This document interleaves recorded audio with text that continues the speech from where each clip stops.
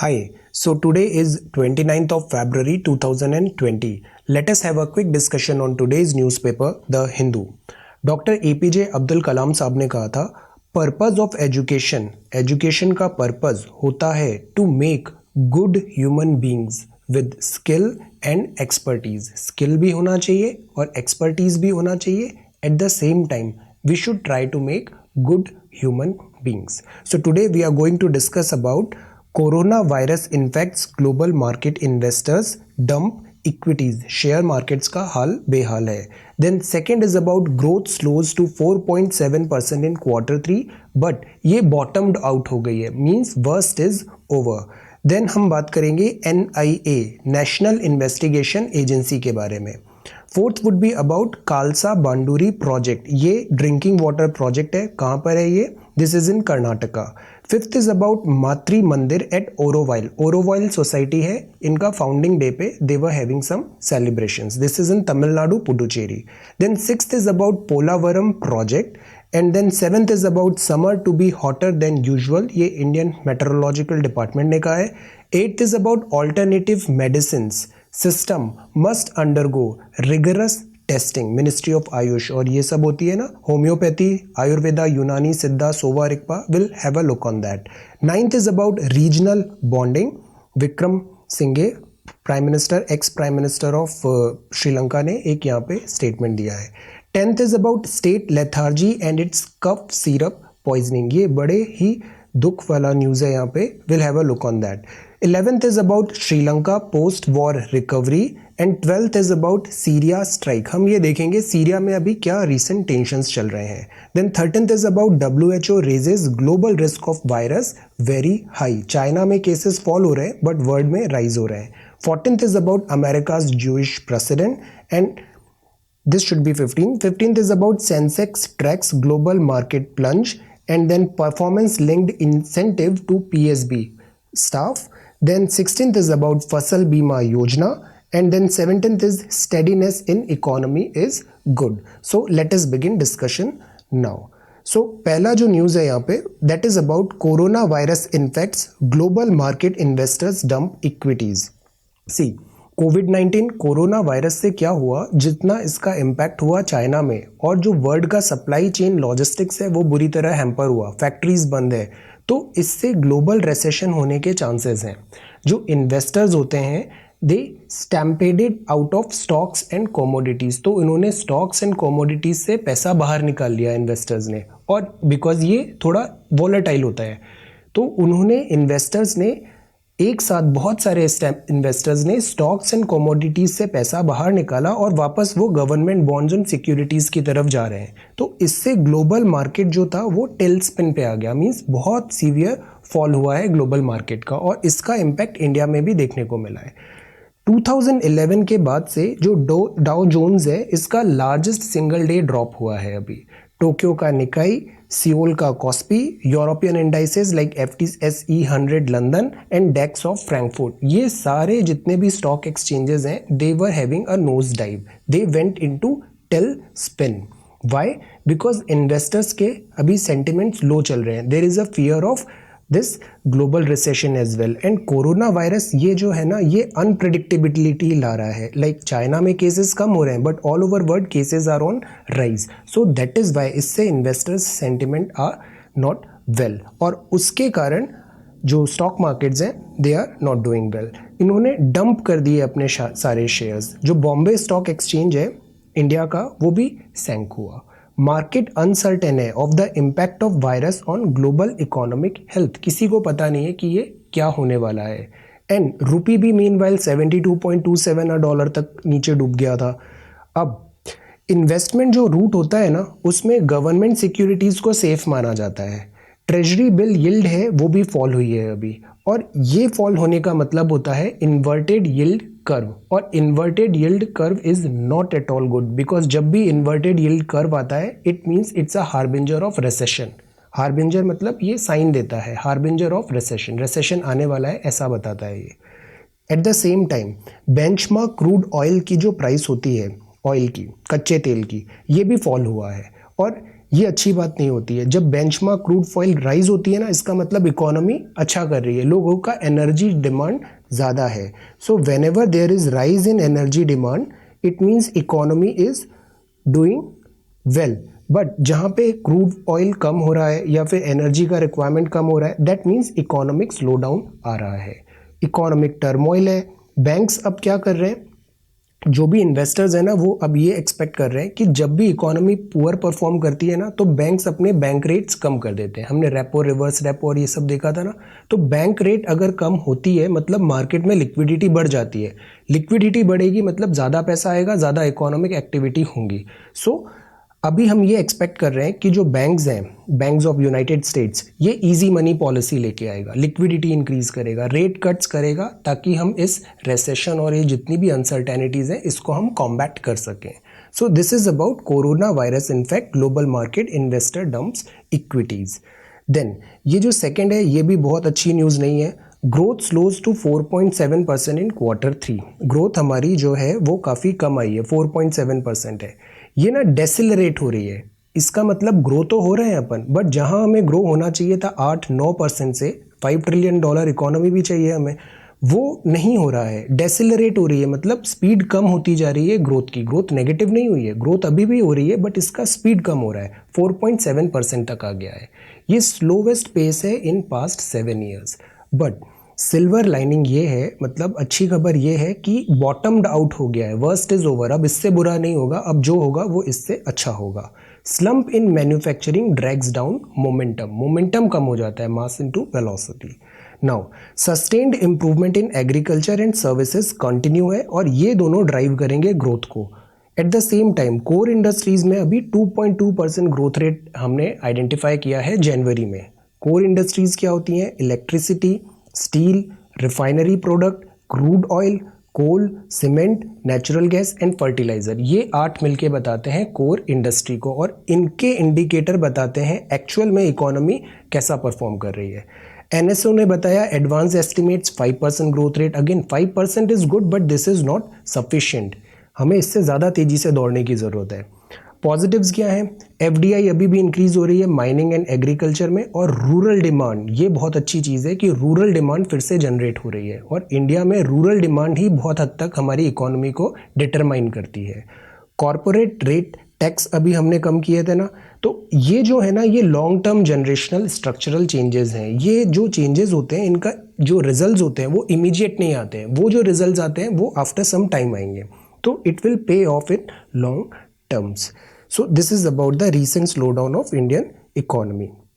यहाँ पे national investigation agency का बात है। NIA जो है ना, इसका पर्पस होता है to combat terror. Mumbai attack हुआ था, उसके बाद हमने ये डेडिकेटेड एजेंसी बनाई थी, central counter terrorism law enforcement agency. ये NI एक्ट के थ्रू बनी है। एक्ट के थ्रू बनी है मतलब ये स्टैट्यूटरी बॉडी है। 2008 मिनिस्ट्री ऑफ होम अफेयर्स को ये रिपोर्ट करेगी।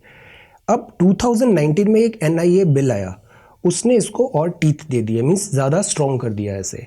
ये इंडियंस और इंडियन इंटरेस्ट अब्रॉड को भी डील कर सकती है, मतलब बाहर में भी अगर कोई इंडियन सफ़र कर रहा है या इंडियन इंटरेस्ट कॉम्प्रोमाइज़ है, रिस्क पे है, तो भी ये एजेंसी वहाँ पे इन्वॉल्व हो सकती है। ये ह्यूमन ट्रैफिकिंग पे भी अब ध्यान देती है, फेक करेंसी पे भी ये कवर कर रही है, manufacture, sale of arms, cyber crimes. तो इसका जो एम्बिट है ना, वो बहुत इंक्रीज हो गया है। So this is not restricted to terrorism, it is now it cannot take cases of human trafficking, fake currency, manufacture, sales of arms, cyber crimes, etc. Now, ये पेज नंबर 1 था। Page number 2, 3, 4, 5, 6, 7, यहाँ बात है कालसा Banduri project के बारे में। एक river है जिसका नाम है महादई रिवर। महादई रिवर जाके बनेगी मांडोवी रिवर गोवा में, कर्नाटका से गोवा की तरफ फ्लो कर रही है। मतलब ये हमारा इंडिया है, तो this is going toward this Arab sea की तरफ जा रही है। यूजुअली सारी इधर जाती है, but this river is going towards Arabian Sea. Now ये रिवर गोवा में जाके बन जाएगी मांडोवी रिवर। अब महादई रिवर का कर्नाटका में एक प्रोजेक्ट बन रहा है, कालसा बंडूरी प्रोजेक्ट। इस प्रोजेक्ट का पर्पस क्या है? ड्रिंकिंग वाटर जो इश्यूज हैं उसको सॉल्व करना। तो जितना इसमें एक्स्ट्रा पानी आता है वो यहाँ रिजर्वॉयर में स्टोर करेंगे, और उसका कुछ पानी ये मलप्रभा रिवर को भी देंगे। मलप्रभा फिर कृष्णा को रिवर ट्रिब्यूटरी है तो ये कृष्णा रिवर में दे देगी। तो इससे क्या होगा, बैंगलोर और ये जो दूसरे एरियाज़ हैं यहाँ पे वाटर का जो शॉर्टेज है वो सॉल्व हो सकता है। इसका ऑब्जेक्शन उठाता है गोवा, बिकॉज अगर महादाई रिवर में पानी कम हो रहा है, मतलब मांडोवी में कम हो रहा है, तो गोवा को पानी कम मिल रहा है, और गोवा में जितनी क्रीक्स है ना ये बहुत सॉल्टी वाटर हो जाता है और इसको न्यूट्रलाइज करती है दिस मांडोवी रिवर। तो अगर इसका पानी कम हुआ तो गोवा में इकोसिस्टम का लॉसेस भी हो सकते हैं। So that is why Goa strong objection उठाता है। बट ये बिकॉज ड्रिंकिंग वाटर का प्रोजेक्ट है तो इसमें एनवायरमेंटल इम्पैक्ट असेसमेंट भी नहीं लेना पड़ता है। स्टिल ये गया था इंटर स्टेट वाटर डिस्प्यूट में, ये ट्राइब्यूनल है। इसने 14 अगस्त 2018 को डिसीजन लिया कि बिकॉज ये इरिगेशन एंड ड्रिंकिंग के लिए, हाइड्रो पावर जनरेशन के लिए, तो गो अहेड कर्नाटका को यहाँ पे परमिशन मिल गई है। देन यहाँ जो न्यूज़ है दैट इज़ अबाउट डिस्पेलिंग डार्कनेस। ये मातृ मंदिर है ओरोवाइल सोसाइटी, ओरोवाइल टाउनशिप में, ये इनका फाउंडिंग डे सेलिब्रेट कर रहे हैं। ये ओरोवाइल सोसाइटी है ना, ये बहुत एक एक्सपेरिमेंटल टाउनशिप है। कहाँ पर है? तमिलनाडु पुडुचेरी में। पुडुचेरी यूनियन टेरिटोरी भी है। देन ये जो बना था, ये बना था 1968 में। मीरा अल्फासा द मदर बोलते हैं, इन्होंने ह्यूमन यूनिटी पे एक यूटोपियन सिटी का प्लानिंग किया था और ये सिटी का नाम बाद में आया ओरोवाइल। इसके जो आर्किटेक्ट हैं वो है रॉजर एंगरी, बहुत ब्यूटीफुल सिटी है यहाँ पे। औरोबिंदो सोसाइटी से ये लिंक्ड है। मातृ मंदिर का मतलब होता है a symbol of the divine's answer to men's aspiration for perfection. So they are celebrating their founding day over here. Then नीचे जो न्यूज़ आइटम है वो है पोलावरम प्रोजेक्ट के बारे में। पोलावरम भी अक्सर न्यूज़ में रहता है। ये गोदावरी रिवर पे बन रहा है। ईस्टर्न और वेस्टर्न गोदावरी डिस्ट्रिक्ट है आंध्रा में, ये उनके बीच में बनेगा। एक हमने बनाया था, बहुत बड़ा प्लान था हमारा, नेशनल रिवर लिंकिंग प्रोजेक्ट का। इससे हम क्या सोच रहे थे कि जहाँ पे वाटर का सरप्लस है ना, वहाँ से वाटर की डेफिसिट में वाटर को ट्रांसफ़र कर दो, ताकि ये वाटर जो वेस्ट हो रहा है वो यहाँ पे यूटिलाइज हो जाएगा।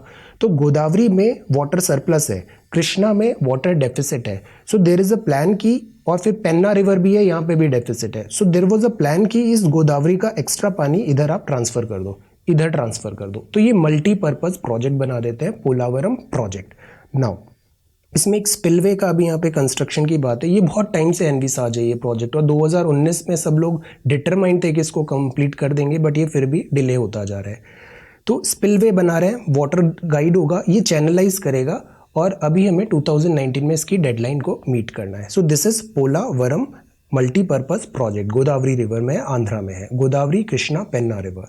नाउ ये पेज नंबर 9 है। Summer to be hotter than usual. Environment change हो रहा है। ऑस्ट्रेलिया में भी देखो, बहुत बारिश, पहले बहुत गर्मी थी, अब बहुत बारिश हो गया, फ्लड्स आ गया। So extremities of weather are on rise. Above normal heat wave conditions होने वाली है, ऐसा इस बार प्रिडिक्ट कर रहे हैं। हाफ डिग्री हॉटर रहेगा than normal northern India. Hot summers हो रहे हैं, बट इससे एक हम अच्छी चीज़ इसमें ये देख सकते हैं कि अगर समर्स हॉट होते हैं ना, मतलब नॉर्दर्न इंडिया ज़्यादा तप रहा है, मतलब टेम्परेचर डिफरेंस ज़्यादा क्रिएट हो रहा है, मतलब यहाँ पे प्रेशर डिफरेंस ज़्यादा क्रिएट होगा, और जो मॉनसून्स की विंड है ये स्ट्रॉन्गर आएंगी। बिकॉज मॉनसून्स का अभी भी एक थ्योरी है कि ये डिफरेंशियल हीटिंग पे होता है सी और कॉन्टिनेंट के। सो जो कॉन्टिनेंट अगर ज़्यादा हीट होगा तो डिफरेंशियल प्रेशर बनेगा और मॉनसून्स टाइमली आएंगे, रेनफॉल हैवी होगा, रेनफेड एग्रीकल्चर को ये बेनिफिट होगा। बट अगेन ये पूरा जो नेचर है ना, ये इतना ब्यूटीफुली इंटरकनेक्टेड होता है सब आपस में, तो ये प्रिडिक्ट करना बहुत डिफिकल्ट हो जाता है कि ये चेंज फिर आगे जाके क्या चेंज लाएगा। जैसे एक मूवी थी ना, butterfly effect, this change could lead to some other change. So weather is changing, climate is changing.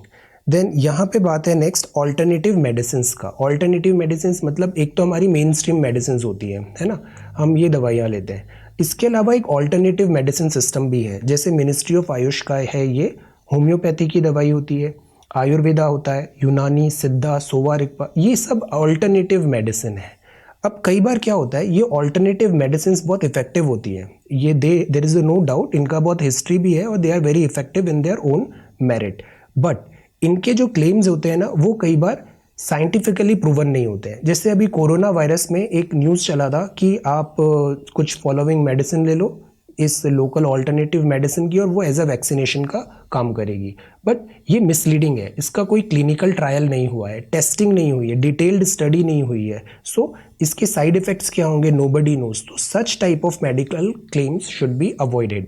Eight the same time हम इसको डीमेरिट नहीं कर रहे हैं, हम इसको प्रॉपर ड्यू रेस्पेक्ट दे रहे हैं, बट हम ये चाहते हैं कि इसका एक प्रॉपर टेस्टिंग हो, साइंटिफिकली क्लिनिकल ट्रायल हो। जो भी क्लेम ये बोल रहे हैं, ऑल राइट, ये क्लेम कर रहे हैं कि कोरोना वायरस क्लियर हो सकता है, एज अ वैक्सीनेशन काम करेगा, wonderful, let's test. This is what it is asked over here. Alternative medical system को भी टेस्ट करने की जरूरत है। दूसरी बात यहाँ पे प्रेसिडेंट कोविंद साहब ने कहा था कि रिसर्च एंड डेवलपमेंट में अगर देखें ना, तो वर्ल्ड में 30% विमेन है जो R&D में इतना सेक्शन रहता है, जबकि इंडिया में आधा ही है, 15%। इसको बढ़ाने की ज़रूरत है। Then this is the next page, editorial. यहाँ पे बात हुआ है रीजनल बॉन्डिंग का। सी, रीजनल बॉन्डिंग मतलब इंडिया अपना जो रीजन है, South Asia, South East Asia, इसमें आपस में रीजनल बॉन्डिंग की ज़रूरत है, अपने नेबर्स के साथ मिलजुल के रहने की ज़रूरत है। हमारा एक नेबर है जिससे हमारा सारा रिलेशन खराब हो जाता है।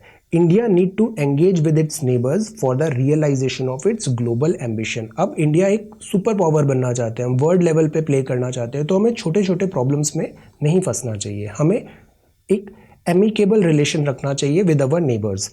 इंडिया पाकिस्तान के जो टेंशन होते हैं, इसके कारण सार्क स्टैंड स्टिल पे चला जाता है। सी, 2014 के बाद से कोई समिट हुआ ही नहीं है सार्क का, south Asian association for regional corporation. अभी RCEP और ASEAN+6 जो हो रहा था, उससे भी इंडिया ने पुल आउट कर लिया। वाई? बिकॉज हमारे डोमेस्टिक इंटरेस्ट वहाँ पे कर्टेल हो रहे हैं। बिम्स्टेक इज ऑल्दो काफ़ी प्रॉमिसिंग है, but it is not big enough yet. तो यहाँ रानिल विक्रमसिंघे ये बोल रहे हैं एडिटोरियल सेक्शन में कि economic integration is required. Without, हम आइसोलेशन में नहीं रह सकते, हमें इंटीग्रेट करना पड़ेगा। मल्टीलेटरल, बायलेटरल डील्स अब ज़्यादा हो रही है। पहले मल्टीलेटरल होती थी ना, बहुत सारे ट्रेड ब्लॉक्स बन रहे हैं, ग्रुप्स बन रहे हैं। अब पास्ट सम टाइम ये एक ट्रेंड चल रहा है कि लोग बायलेटरल डील्स पे ज़्यादा फोकस कर रहे हैं। जैसे यूरोप से ब्रेग्जिट हो गया, ब्रेग्जिट से UK अलग हो गया। तो this is a new kind of development. Eight the same time इससे क्या होता है, जो ग्लोबल रीच होती है ना, वो रिस्ट्रिक्ट हो जाती है। इंडिया को अभी ज़रूरी है कि हम थोड़ा अकोमोडेटिव और रहें। देन यहाँ पे बात था scripting and audacity of hope, the Sanders way. This is a commentary on American, अभी इलेक्शंस होने वाले हैं 2020-24 में, presidential election. And this is about minimum government, कि दिल्ली में गवर्नमेंट कैसे बेटर वे में डील कर सकती थी इन सारे जो अभी बड़े दुख वाली एक्टिविटीज़ हुई हैं, राइट्स के जो केसेस हुए हैं यहाँ पे। Then state lethargy amidst cough syrup poisoning. See, Jammu में again this is an extremely sad news. Cough syrup जो होता है ना सर्दी खांसी के लिए, कोल्ड बेस्ट PC एक कफ सिरप है, ये it acted as a poison और 12 चिल्ड्रन लॉस्ट देयर लाइफ। इसमें डाई इथाइलिन ग्लाइकोल था, ये इसलिए डालते हैं ताकि वो एंटी फ्रीजिंग एजेंट की तरह काम करता है। वो जो होता है ना, जो सिरप होता है, वो जम नहीं जाए, एंटी फ्रीजिंग रहे। बट इससे क्या होता है, ये रीनल फेलियर हो जाता है, ये एक्ट एज अ पॉइजन करता है और इससे 12 innocent children lost their life. Paralysis होता है, ब्रीदिंग डिफिकल्टी, डेथ होती है। ये 4th मास ग्लाइकोल पॉइजनिंग का केसेस है, बट हमने अभी भी कोई सबक सीखा नहीं है।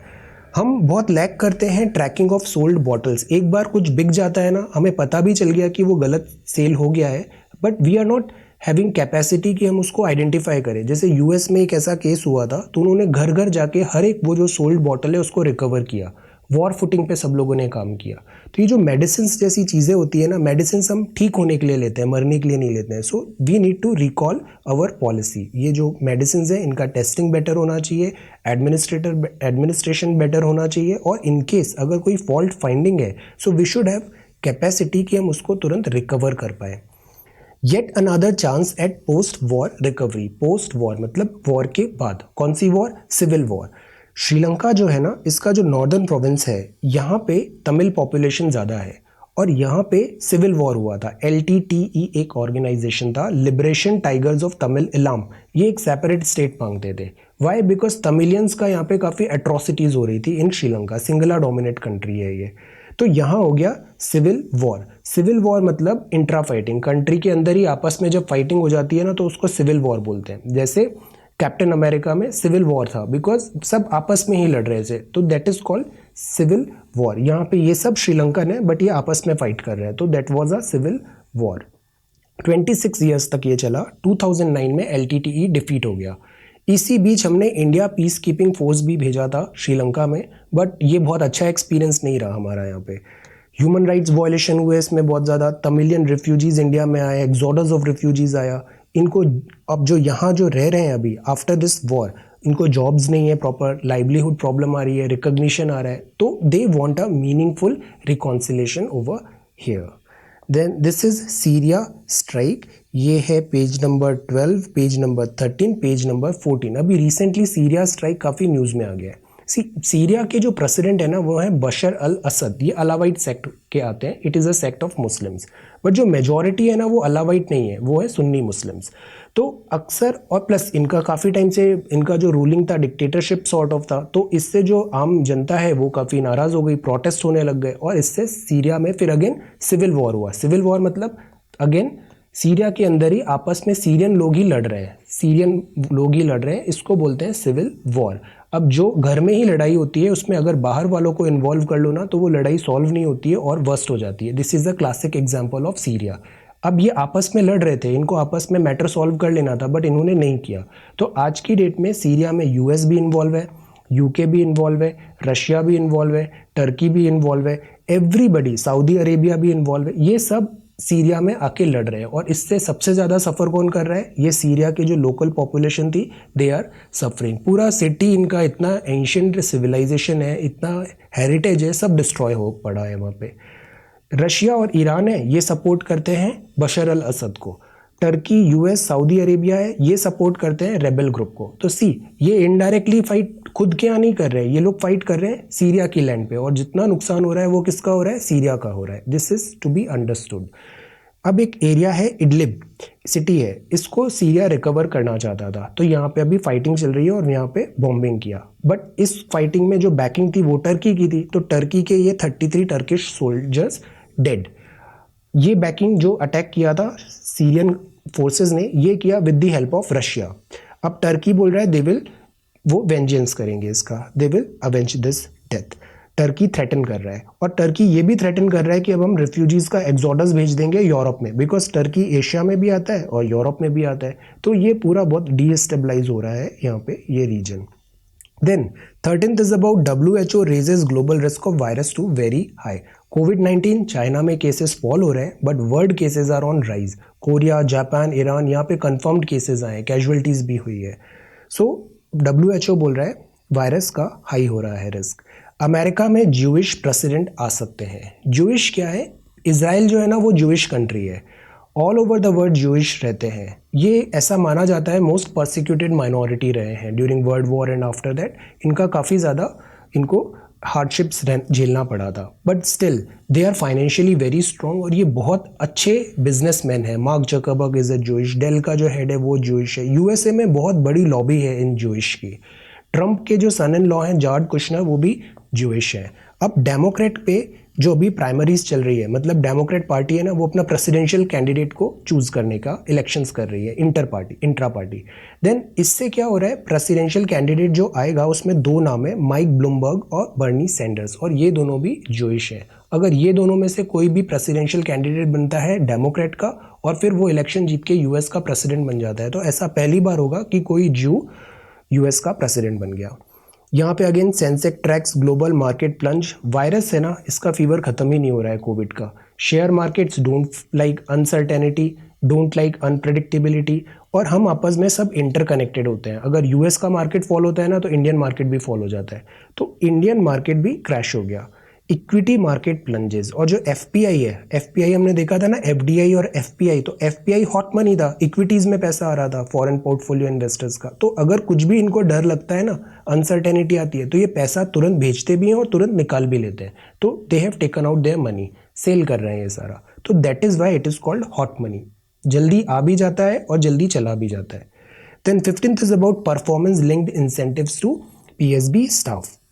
अभी एक यूनियन था पीएसबी का और इंडियन बैंक एसोसिएशन का मीटिंग हुआ। जो पीएसबीज है ना, पब्लिक सेक्टर बैंक्स, ये यूजुअली स्ट्रगल कर रहे हैं, तो अभी एक वेज रिवीजन की भी बात है कि हम इनको जो इंसेंटिव्स देंगे वो परफॉर्मेंस के बेस में होंगे, मतलब ऑपरेटिंग प्रॉफिट क्या हो रहा है बैंक का, और उसके अकॉर्डिंग इनको फिर इंसेंटिव्स मिलेंगे इनके एम्प्लॉयज़ को। ये वेज रिवीजन 19 पीएसबी में, 10 प्राइवेट बैंक्स में और 7 फॉरेन बैंक्स में लगाने का अभी अग्रीमेंट हुआ है। इससे क्या होगा, एक्सपेक्टेड है कि हेल्थ इंप्रूव होना चाहिए पीएसबी की। अब ये बात है फसल बीमा योजना, ये बहुत एम्बिशियस स्कीम आई थी कि जो किसान होते हैं उनका अगर फसल खराब हो गई तो उसका पूरा बीमा मिलना चाहिए। और इसमें प्रीमियम भी गवर्नमेंट बहुत ज़्यादा दे रही थी, 60% तक प्रीमियम दे रही थी, बट वो अनस्टेबल लग रहा है, अब अनसस्टेनेबल लग रहा है। तो गवर्नमेंट का जो सब्सिडी शेयर है ना हाई प्रीमियम क्रॉप्स में, वो उसको रिड्यूस करना चाहते हैं। बट जो फार्मर्स का शेयर होगा वो अनचेंज होगा। तो ये जो कमी हुई इसकी भरपाई कौन करेगा, इसकी भरपाई करेंगे स्टेट्स। और ये पहले फसल बीमा योजना मैंडेटरी थी, अब ये हो गई है ऑप्शनल। इसमें ऐसा था कि 1.5% राबी, 2% खरीफ, 5% क्रैश में इतना प्रीमियम पे करो तो आपकी क्रॉप का इंश्योरेंस हो जाता है। पोस्ट हार्वेस्ट भी इसमें इंश्योरेंस कवर दिया गया था, मीन्स फसल काटने के बाद भी अगर कुछ 14 दिन तक नुकसान हो रहा है तो वो आपको भरपाई मिल जाएगी। रैशनलाइज करने की ज़रूरत है, हाई प्रीमियम अनस्टेबल है, अनसस्टेनेबल है। यह निर्मला सीतारमन हमारी फाइनेंस मिनिस्टर ये बोल रही हैं कि एनएसएसओ का दिसंबर क्वार्टर का जीडीपी में ग्रोथ आया है 4.7% और ये ना अब स्टेडीली इंक्रीज कर रहा है। She is also saying the same कि जो बुरे दिन थे वो पूरे हो गए, अब डॉन आ रही है, ब्रेकिंग डॉन है। कोविड-19 था, इससे हमें पैनिक करने की ज़रूरत नहीं है, इंडियन इकोनॉमी के fundamentals are very strong. Then this is about showcase, ये पंचिंग पैट्रियार्की थप्पड़ मूवी है। देन दिस इज़ स्पोर्ट्स, यहाँ बैट्समैन इंडिया फिर अच्छा नहीं कर रहा है टेस्ट मैच में। And this is about talent pool is getting bigger and better. So this is about today's newspaper. Today we read about steadiness in economy is good. फसल बीमा योजना में गवर्नमेंट अपना प्रीमियम शेयर कम कर रही है। Performance linked incentive होगा PSB staff को। Sensex tracks global market plunge, plunge मतलब डूबना, this is called plunge. America's Jewish president possible है। डब्ल्यूएचओ ने कहा कि वर्ल्ड में global risk of virus is on high. हमने सीरिया में अभी जो रिसेंट स्ट्राइक्स हैं उसको जाना। देन श्रीलंका में पोस्ट वॉर रिकवरी। फिर हमने देखा state lethargy amidst cough syrup poisoning, this is a very sad news. Then regional bonding देखा हमने। We read about alternative medicine system, हम इसको डिस्कार्ड नहीं कर रहे हैं, हम बस ये बोल रहे हैं इसकी रिगरस टेस्टिंग होनी चाहिए, साइंटिफिक टेस्टिंग होनी चाहिए, क्लिनिकल ट्रायल्स होने चाहिए। Summer to be hotter than usual IMD, Polavaram project के बारे में जाना। Godavari to Krishna to Penna river. Matrimandir है Auroville, founding day. Kalasa Banduri project है, महादई मांडोवी बनेगी, ये कालसा बंडूरी है, ड्रिंकिंग वाटर के लिए है ये। देन NIA है, national investigation agency. Then we read about growth 4.7%, bottomed out है, means worst is over. Then this is about coronavirus infects global market, investors dump equities. The purpose of education is to make good human beings with skill and expertise. So thank you so much for watching this video. Take care.